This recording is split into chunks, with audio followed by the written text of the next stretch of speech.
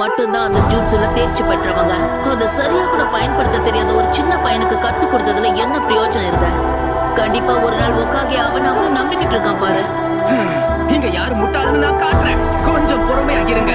வெறும் 3 நாள்ல அந்த ஜூட்ஸுவை நான் பக்காவா கத்துக்கிட்டு வரேன் பாருங்க. சொல்றது சுலபந்தான், ஆனா கொடுத்த வாக்க காப்பாத்துறது ரொம்ப கஷ்டம்.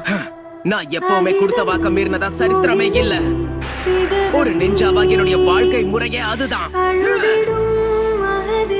நான் பயந்து ஓட மாட்டேன். கொடுத்த வாக்க நான் மீற மாட்டேன்.